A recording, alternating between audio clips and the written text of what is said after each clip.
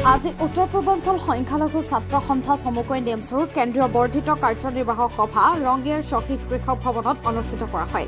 এই সভাখনত বিভিন্ন জিলাৰ জিলা সমিতিসমূহে অংশগ্ৰহণ কৰে। লগতে এই সভাৰ জৰিয়তে নেমচুৱে কেইবাটাও বৃহৎ সিদ্ধান্ত গ্ৰহণ কৰে। আমাৰ সৈতে নেমচুৰ কেন্দ্ৰীয় সমিতিৰ মন্তব্য আছে, আমি শুনাই ল'ব বিচাৰিছো। উত্তৰ পূৰ্বাঞ্চল সংখ্যালঘু ছাত্ৰ সন্থা নেমচুৰ আজি বৰ্ধিত কাৰ্যনিৰ্বাহক সভা ৰঙিয়াৰ যি কৃষক শ্বহীদ ভৱন আছে তাতে অনুষ্ঠিত হৈ যায়।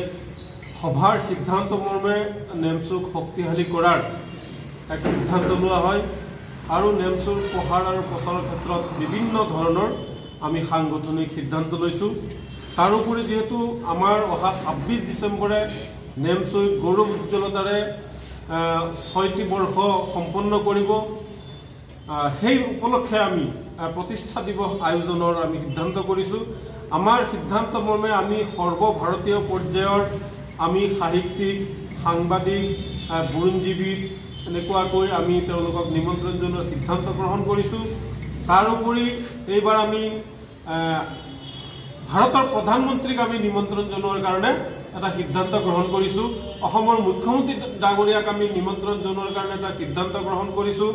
তাৰোপৰি ভাৰতবৰ্ষৰ গৃহমন্ত্ৰীকো আমি যাতে আমাৰ মিটিঙত আমি নিমন্ত্ৰণ জনাম তাৰ কাৰণে আমি সিদ্ধান্ত গ্ৰহণ কৰিছোঁ। আৰু অসমৰ বিভিন্ন ছাত্ৰ সংগঠন, বিভিন্ন সামাজিক সংগঠন, বিভিন্ন মহিলা সংগঠন, বিভিন্ন যুৱ সংগঠনকে আদি কৰি বিভিন্ন ধৰণৰ সমাজৰ লগত শৈক্ষিক সামাজিক জগতখনৰ লগত জড়িত বিভিন্ন ব্যক্তিক আমি আমাৰ যি প্ৰতিষ্ঠা দিৱস মুকলি সভা হ'ব প্ৰতিষ্ঠা দিৱসৰ, সেই সভাত আমি নিমন্ত্ৰণ জনোৱাৰ কাৰণে আমি সিদ্ধান্ত গ্ৰহণ কৰিছোঁ।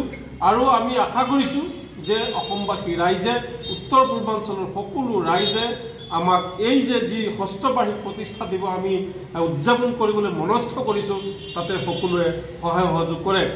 তাৰোপৰি আমি এটা দাবী আজি এই কাৰ্যনিৰ্বাহক সভাৰ জৰিয়তে অসমৰ মাননীয় মুখ্যমন্ত্ৰী আৰু গৃহমন্ত্ৰী ডাঙৰীয়াক আমি এটা দাবী উত্থাপন কৰিব বিচাৰিছোঁ।